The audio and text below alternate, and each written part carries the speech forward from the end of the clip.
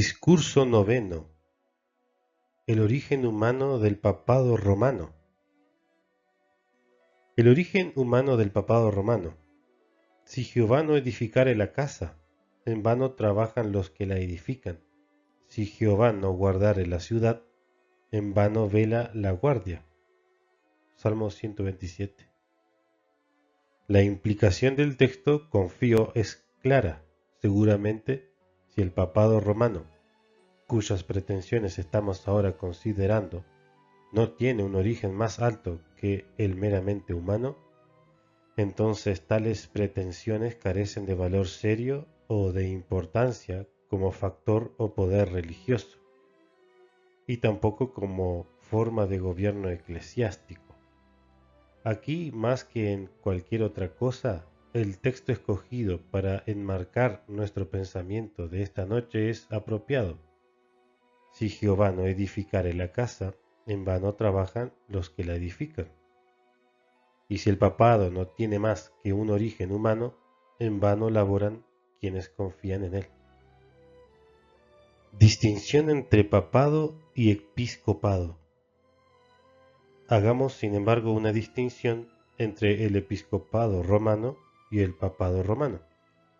Nadie cuestiona que Roma, desde el comienzo, tuvo sus obispos, así como las demás ciudades los tuvieron: Jerusalén, Antioquía, Corinto, Alejandría. Es el papado de Roma, o su afirmación de que sus obispos recibieron una superioridad sobre todos los demás obispos, al heredar cualquier autoridad y primacía que haya poseído San Pedro, por encima de los otros apóstoles, lo que está en discusión.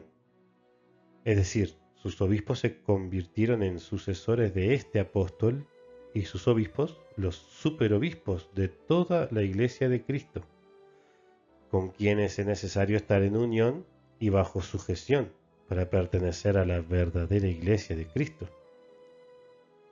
Es esta supuesta autoridad universal sobre toda la Iglesia de Cristo la que está en cuestión. El papado, no el episcopado de la Iglesia de la ciudad de Roma. Vimos en el discurso anterior, 1. Que nuestro Señor no fundó su Iglesia sobre San Pedro, como afirma el catolicismo romano. 2. Que San Pedro no fue obispo de Roma en absoluto, ya que los cargos de obispo y de apóstol son incompatibles, siendo uno general e implicando una comisión universal y el otro local y limitado a distritos muy específicos. 3. Que San Pedro no confirió su primacía apostólica ni su apostolado al obispo de Roma, ya que los cargos de apóstol y de obispo no son idénticos, y en la medida en que exista evidencia alguna de que San Pedro ordenó a Lino, el primer supuesto sucesor de San Pedro, él solo lo ordenó obispo de Roma.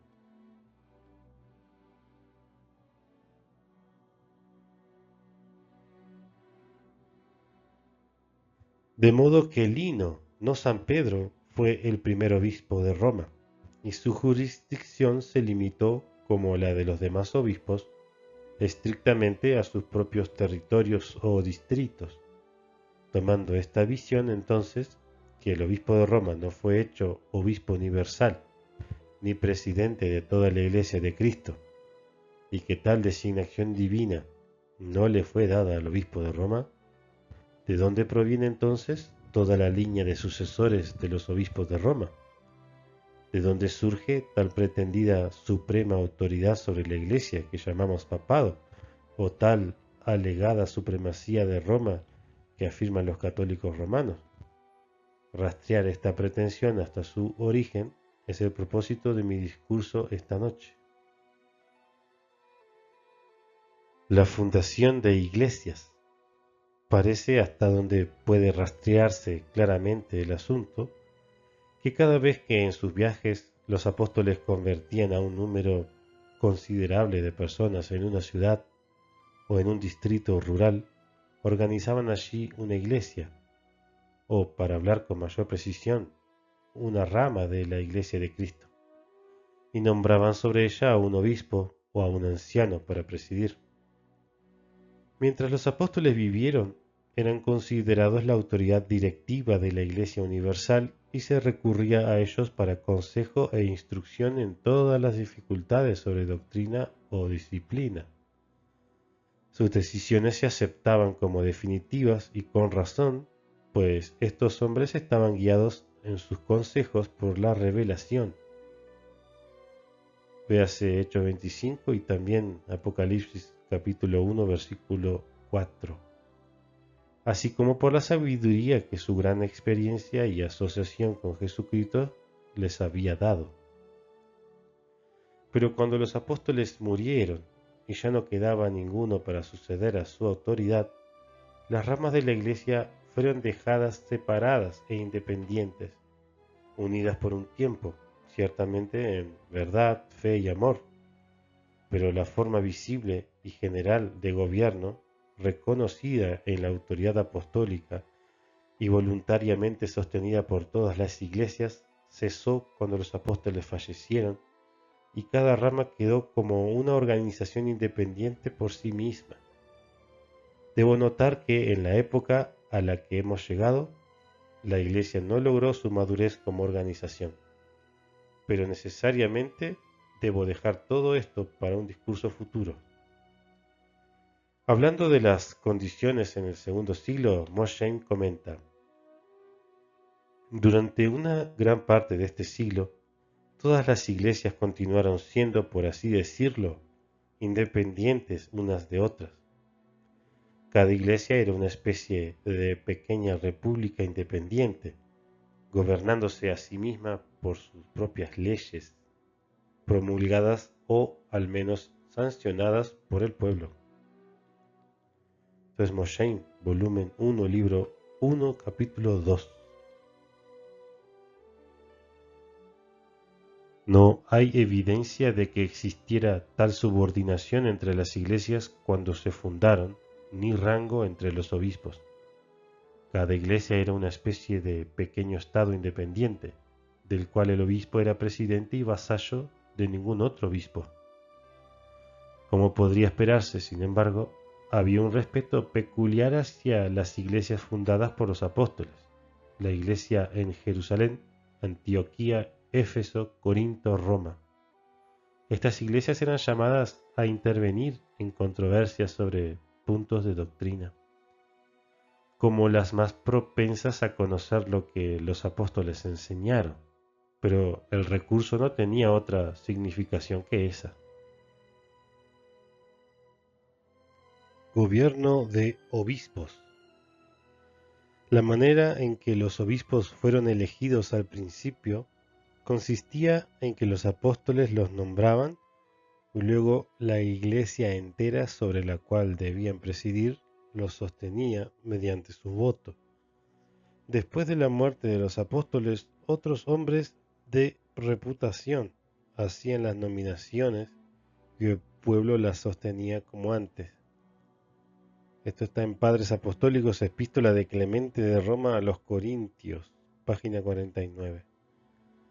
Las funciones de los obispos en el primer siglo y en la mayor parte del segundo estaban limitadas a la conducción del culto público, la administración de las ordenanzas del Evangelio, la resolución de dificultades que surgieran entre los hermanos, la atención a los enfermos y a los pobres.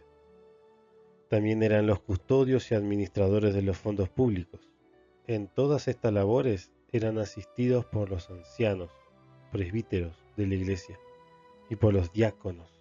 Sin embargo, ni los obispos, ni los ancianos, ni ninguno de ellos parecen haber tenido poder para ordenar o determinar algo sin la aprobación y el consentimiento de los miembros de la iglesia. El principio del consentimiento común estaba estrechamente ligado al gobierno primitivo de la iglesia. El autor de The Decline and Fall of Rome concluye el párrafo del cual lo siguiente es un resumen. Los obispos primitivos fueron considerados sólo como los primeros entre iguales y los honrosos servidores de un pueblo libre. Siempre que la iglesia episcopal fuera gobernada por un obispo, Este presidente era elegido entre los presbíteros por el sufragio de toda la congregación, cada miembro suponiéndose investido de un carácter sagrado y sacerdotal. Esto es Gibbon, Decline and Fall, volumen 2, capítulo 15, páginas 192 a la 193. Cambios en la igualdad entre obispos. Esta igualdad de rango entre los obispos, tanto como la simpleza de estructura del gobierno de la Iglesia, descrita antes, repentinamente fue víctima de cambios. Los obispos que vivían en las ciudades, ya sea por su propio esfuerzo o por el de los ancianos asociados con ellos, levantaron nuevas iglesias en las aldeas y caseríos cercanos.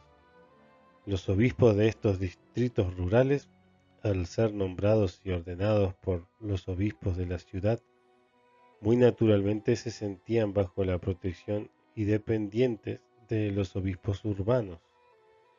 Esta idea continuó desarrollándose hasta que los obispos de los suburbios y del campo llegaron a ser conocidos como un orden distinto de oficios, poseyendo una dignidad y autoridad por encima de los ancianos, y sin embargo subordinados a los obispos de las ciudades, quienes pronto llegarían a ser designados como arzobispos.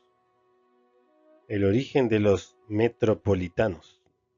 Gradual y casi imperceptiblemente, la Iglesia en su gobierno comenzó a seguir las divisiones civiles del Imperio Romano. Los obispos de las metrópolis de una provincia civil llegaron con el tiempo a ser considerados como teniendo una supervisión general de todas las iglesias en esa provincia, por encima de los arzobispos, y de manera indirecta sobre los obispos suburbanos o sufragáneos, como comenzaron a llamarse ellos mismos, y finalmente simplemente obispos. Los obispos de estas provincias llegaron a ser designados como metropolitanos. La conducta del bajo clero. Al igual que ocurrieron cambios entre los obispos, también ocurrieron muchos cambios entre los rangos inferiores del clero. Los ancianos y diáconos se hicieron demasiado orgullosos para atender a los deberes humildes de sus oficios, y por ello, un número creciente de otros funcionarios fue añadido a la Iglesia, mientras los ancianos y diáconos gastaban gran parte de su tiempo en ociosidad y placer. A los males de la contienda por el poder y el lugar, males que tienen su origen en la arrogancia y la ambición, incluso entre aquellos que profesaban ser seguidores y siervos de Jesucristo, debe añadirse la corrupción compleja generada por la mundanalidad.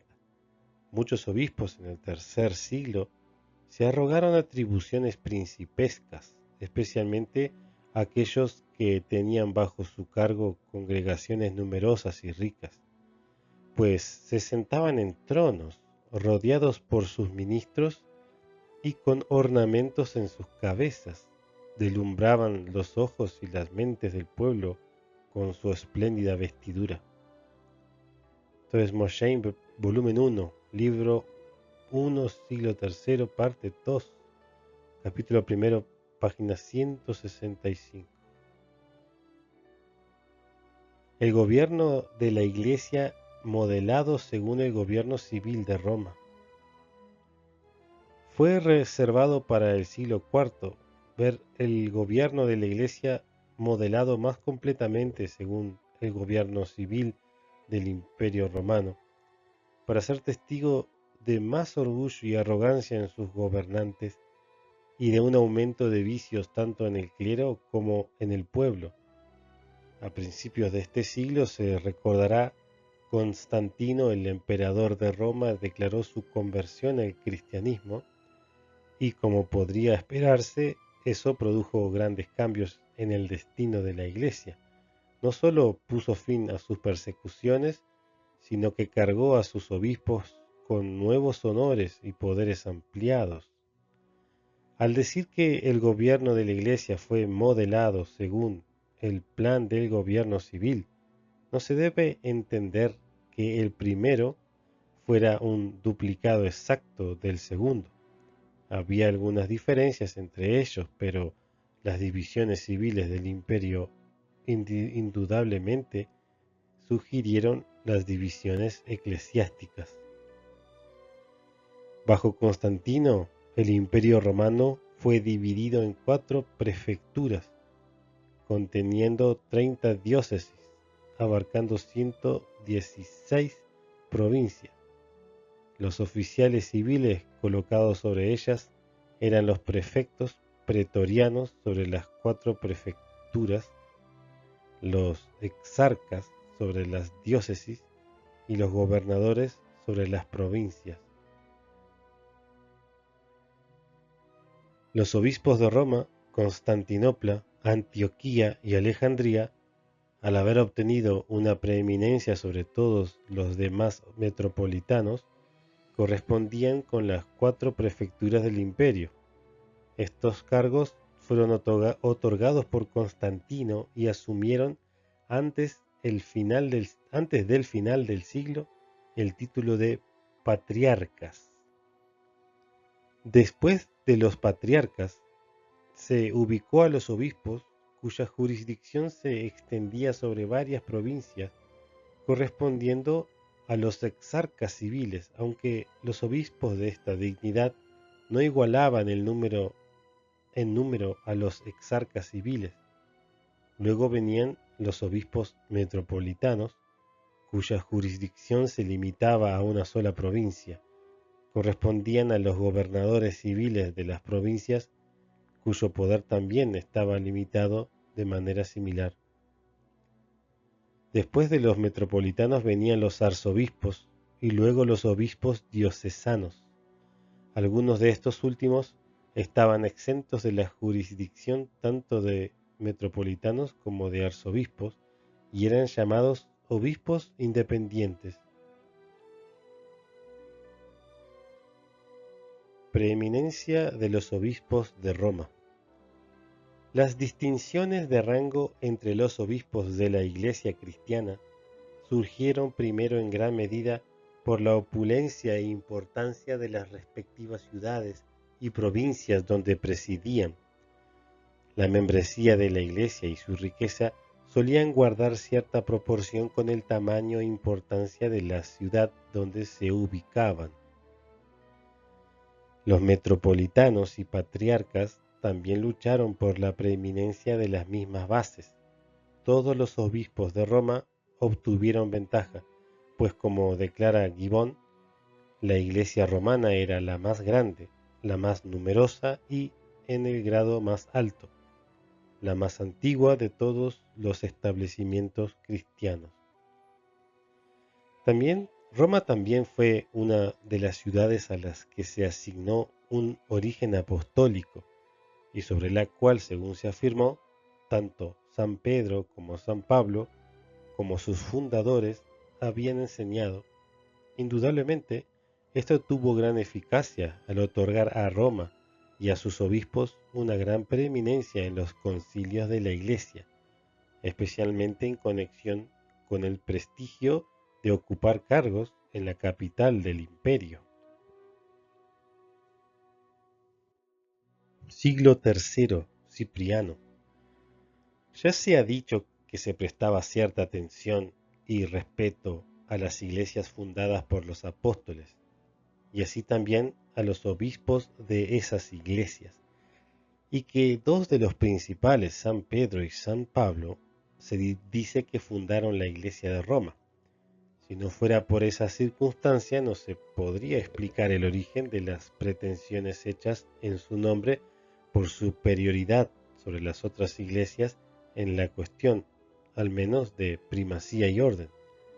Pero en los siglos anteriores nunca se reconoció a los obispos de Roma tal autoridad, como la que los papas ejercieron desde los siglos V y VI en adelante.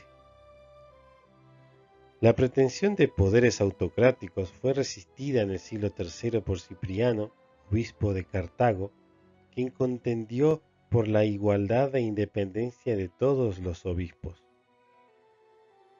Roma experimentó por parte de las naciones de Asia y África, dice Gibbon, una resistencia más vigorosa a su autoridad espiritual de la que antes había tenido a su dominio temporal. El patriota Cipriano, quien gobernó con autoridad absoluta la iglesia de Cartago y las provincias vecinas, se opuso con resolución y éxito a la ambición del pontífice romano. De hecho, conectó su causa con la de los obispos orientales y, como Aníbal, buscó nuevos aliados en el corazón de Asia. Si esta guerra púnica se llevó a cabo sin derramamiento de sangre, se debió menos a la moderación que a la debilidad de las partes contendientes. Los vituperios y excomuniones eran sus únicas armas, y éstas, durante el progreso de la controversia, arrojaron unos contra otros con igual furia y devoción. Decline and Fall, volumen 3, capítulo 15, página 196.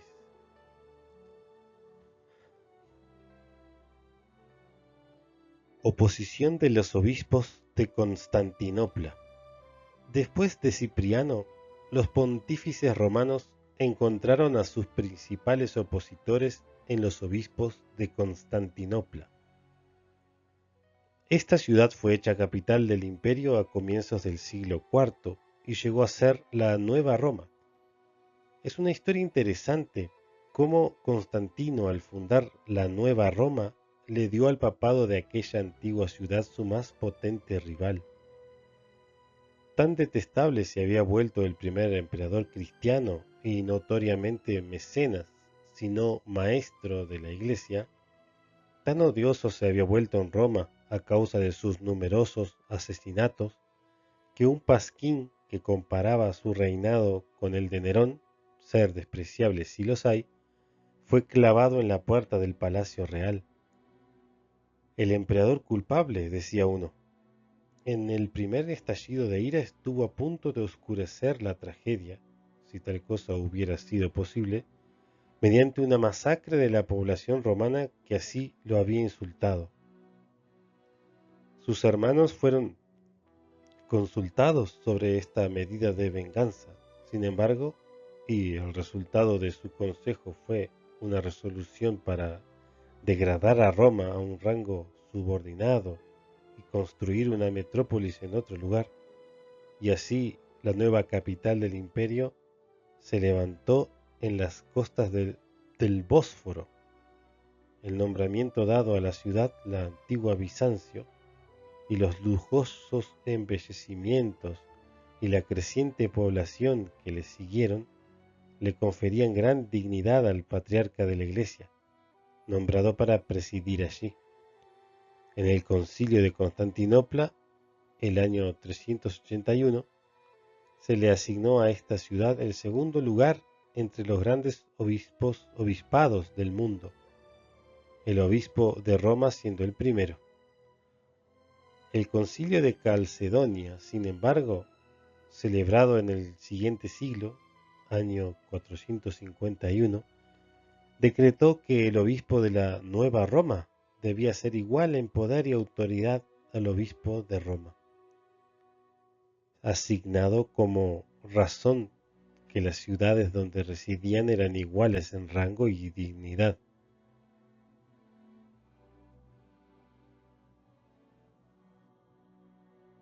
Parecería que ese segundo lugar no satisfizo a los ambiciosos prelados de la Nueva Roma, y en este siglo, el V, comenzó la lucha por la supremacía entre los obispos de la antigua y la nueva capital del imperio, una lucha que terminó finalmente en la división de la Iglesia en el siglo IX.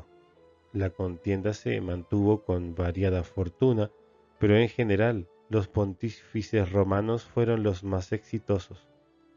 Aun así, en la última mitad del siglo VI, el obispo de Constantinopla, Juan, llamado el Ayunante, debido a su austeridad asumió el título de obispo universal y continuó reteniéndolo a pesar de todos los esfuerzos y amenazas de los prelados romanos.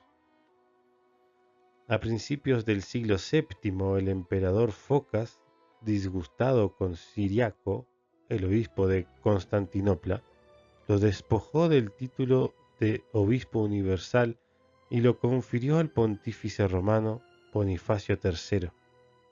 Después de la muerte de Focas, dice un autor, este reanudó el título. Los dos obispos lo preservaron y con igual ambición lucharon por la preeminencia. Esto es Milner's Church History, volumen 3, páginas 53, 69 y la nota de pie. En lugar de habitar juntos como hermanos y trabajar por la difusión de la verdad, estos obispos rivales pasaron su tiempo en disputas acerca de la extensión de sus conquistas y reproches sobre sus respectivas provincias eclesiásticas. Seguir esta controversia más lejos es imposible aquí. Basta decir que la brecha se abrió en el medio del siglo IX y que sus orígenes estaban en los celos mutuos de los obispos de Roma y Constantinopla, más que en los agravios de los emperadores sobre los obispos de Oriente o controversias doctrinales posteriores. Todo lo cual ha continuado hasta producir el cisma que hasta el presente ha sido imposible de zanjar. La división de la cristiandad, Oriente y Occidente, protestantismo y católicos romanos. Es importante notar en este punto el gran cisma permanente en la Iglesia en el siglo IX. Lo llama permanente porque nunca ha sido sanado, existe hasta hoy. Hubo aún un cisma mayor en el siglo XVI, el gran cisma protestante, el cual también es permanente, pues permanece hasta el día de hoy, sin perspectiva de que la brecha sea cerrada. Ambas divisiones resultaron de la resistencia de esas grandes secciones de la cristiandad, representando las porciones más justas de esta cristiandad, a los pretenciosos reclamos de Roma y del papado de jurisdicción universal sobre la Iglesia, y del espíritu despótico en el cual tal pretensión ha sido sostenida. Curiosamente, la existencia del papado ha sido, no obstante, defendida con mayor fuerza como necesaria para la unidad de la Iglesia.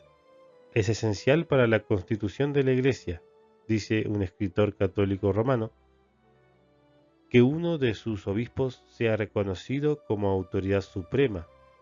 De otro modo, sería imposible detener los abusos amenazantes de obispos locales que podrían ser reacios o incapaces de corregirse si un obispo de alguna diócesis se volviera pervertido en la fe o moral. Sin esta autoridad suprema no habría unión ni simpatía entre una parte de la cristiandad y otra. Si tal autoridad espiritual no existiera, no habría unidad de una iglesia entre iglesias que se oponen unas a otras. No podría decirse en tal caso que la iglesia de Cristo es una, ni podría ser comparada con un cuerpo humano con muchas partes y una sola cabeza visible. Esto es Bruno, Catholic Belief, capítulo 27, páginas 109 y 110.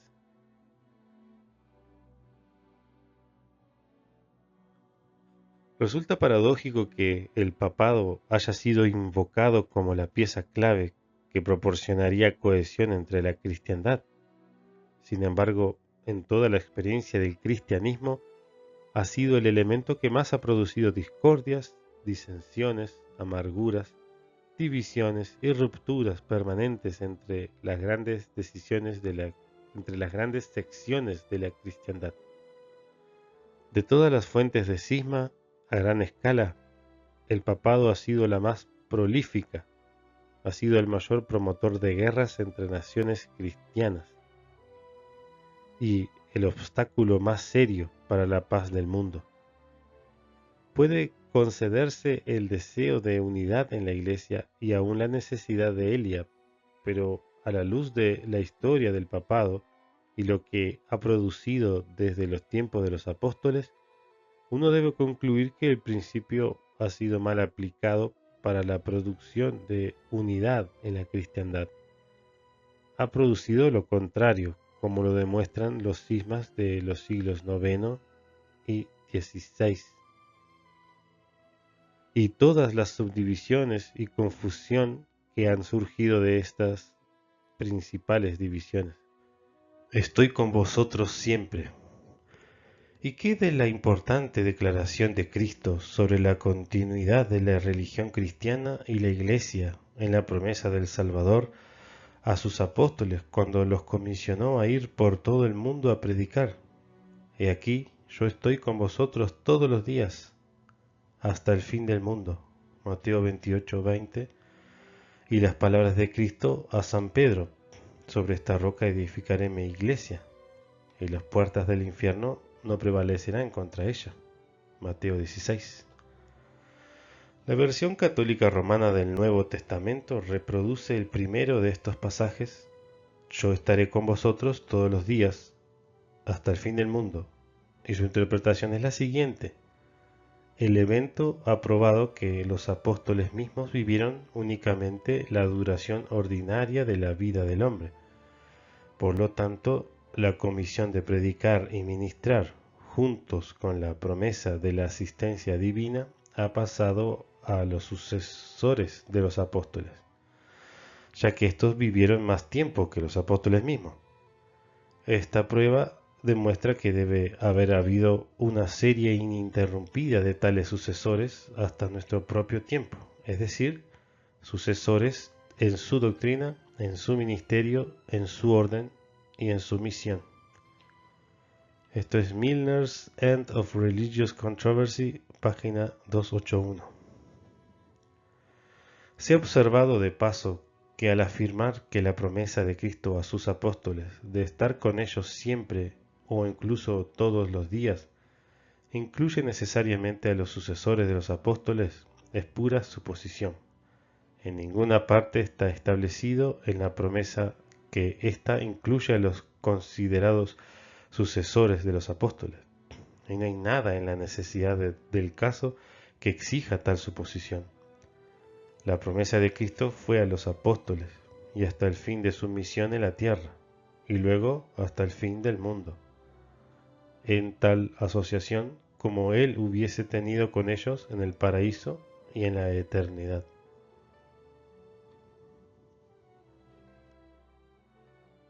Corresponde a los protagonistas romanos probar que Cristo no ha estado o no pudo haber estado con los apóstoles desde sus partidas de esta vida terrenal antes de que puedan sostener sus interpretaciones. Ni la vida terrenal del hombre, ni la continuación de la tierra misma limita las promesas de Cristo de asociación con sus apóstoles y santos, sino que se extienden a la eternidad. Y por tanto, estas promesas de Cristo a los 11 apóstoles eran para ellos y no para sus sucesores. Aquí suspendo este asunto hasta que mencione el otro pasaje y entonces podamos concluir respecto a ambos juntos. Las puertas del Hades no prevalecerán, y las puertas del infierno no prevalecerán contra ella, la iglesia fundada sobre la roca. Amén, digo yo. Las puertas del infierno, que podrían interpretarse como los poderes del mal, no prevalecerán contra la iglesia de Cristo, a pesar del conflicto que ha estado en acción desde el principio del mundo entre el bien y el mal. Desde el principio, Dios había prometido que la simiente de la mujer, el glorioso Cristo, heriría la cabeza de la serpiente, herida en una parte vital, destruirlo enteramente junto con todas sus obras y triunfaría gloriosamente. A su vez, la serpiente, símbolo de Satanás, solo ha de herir el talón de la simiente, parte no vital, pero aún así lo heriría. No obstante, En la luz de estas verdades, vemos esta promesa, que las puertas del infierno no prevalecerán contra la Iglesia, fundada sobre la roca. El problema con la interpretación católica romana es que toma una visión demasiado estrecha de las profecías del Señor, las cuales ilustran grandes eventos mediante breves alusiones. Ilustraciones. El mundo antediluviano rechazó la prédica del justo Noé, y el diluvio vino y destruyó a los impíos. Pero las puertas del infierno no prevalecieron contra los propósitos de Dios. Fueron preservados en Noé y su posteridad, y la tierra fue repoblada. El Evangelio, se nos dice, fue predicado incluso a Abraham, pero la palabra predicada no les aprovechó en nada, por no ir acompañada de fe en quienes la oyeron. Entonces la ley de Moisés, un nivel inferior al del Evangelio, fue añadida por causa de la transgresión. Esto es Gálatas 3. Y así la noción de Israel, la nación de Israel, fue establecida como testigo de Dios entre las naciones. Luego de siglos de fracaso, sin embargo, las puertas del Hades no prosperaron ante los propósitos de Jehová. Una nueva dispensación vino bajo Juan el Bautista. Cristo y los apóstoles rescataron esos propósitos del fracaso y los continuaron. La nueva dispensación de Cristo y los apóstoles, a través de una combinación de circunstancias y la perversidad del corazón humano, entendió solo oscuramente esta gran verdad del Cristo y su Evangelio. Falsos maestros pervirtieron sus verdades, falsos profetas usurparon poderes pertenecientes solo a los siervos de Dios, herejías condenables apartaron a los santos de la verdad, el reino del cielo sufrió violencia y los violentos lo arrebataron, corruptos transgredieron las leyes, cambiaron la ordenanza y, por parte de los hombres, rompieron el pacto eterno. El pacto sellado con la preciosa sangre de Cristo, la sangre del pacto eterno. Esto véase en Isaías 24, del 1 al 6 y Hebreos 13, 20. ¿Qué entonces? Aún así, las puertas del infierno no prevalecieron contra la causa de la justicia. La iglesia de Cristo construida sobre la roca. Ciertos hombres, a través de una sucesión de generaciones, no permanecieron fieles a la verdad que Dios reveló a través de Cristo y los apóstoles, y por tanto han sido vencidos, y sus impulsos humanos han tomado el lugar de las cosas de Dios.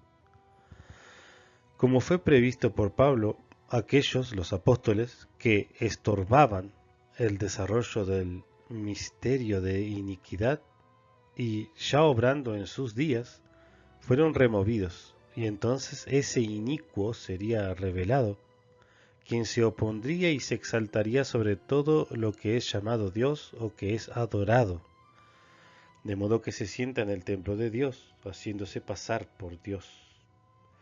Pero aún así, las puertas del infierno no prevalecerán contra la iglesia fundada sobre la roca, porque la profecía recién citada nos dice que ese inicuo que pretende usurpar el lugar de Dios en el mundo, sentado en el mismo templo de Dios, el Señor lo destruirá con el espíritu de su boca y lo aniquilará con el resplandor de su venida. Aquel cuya venida es por obra de Satanás con gran poder, señales y prodigios mentirosos. Segunda de Tesalonicenses capítulo 2. Una futura dispensación prometida. San Pedro también sintió lo mismo cuando dijo a los judíos que habían sido atraídos hacia él y hacia San Juan por el incidente del hombre cojo sanado a la puerta del templo. San Pedro les explicó la aparición y misión del Cristo a ellos, relatándoles que fueron ellos los que mataron al príncipe de vida.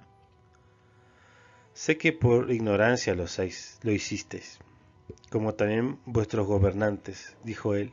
Arrepentíos, pues, y convertíos, para que sean borrados vuestros pecados, para que vengan tiempos de refrigerio de la presencia del Señor, y Él envíe a Jesucristo, que antes os fue anunciado, a quien es necesario que el cielo reciba hasta los tiempos de la restauración de todas las cosas, de que habló Dios por boca de sus santos profetas desde tiempos antiguos.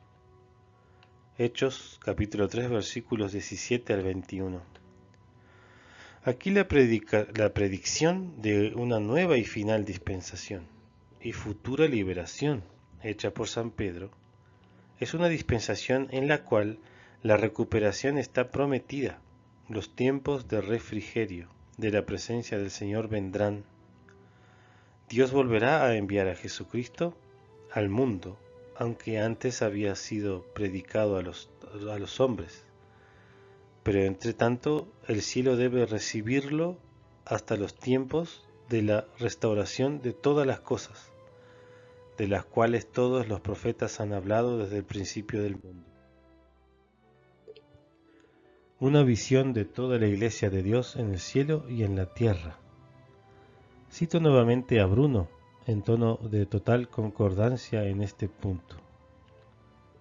Nuestro Señor Jesucristo siendo el fundamento de los fundamentos, Isaías 28:16, y la piedra angular, tiene la plenitud de autoridad sobre la Iglesia, sobre toda la Iglesia, ya sea en el cielo o en la tierra, presente o futura, y es la fuente original de toda autoridad y jurisdicción. Esto es solo una pequeña porción del inmenso rebaño de Cristo, que consiste en una gran multitud que nadie podía contar, de todas naciones, tribus, pueblos y lenguas. Apocalipsis 7:9.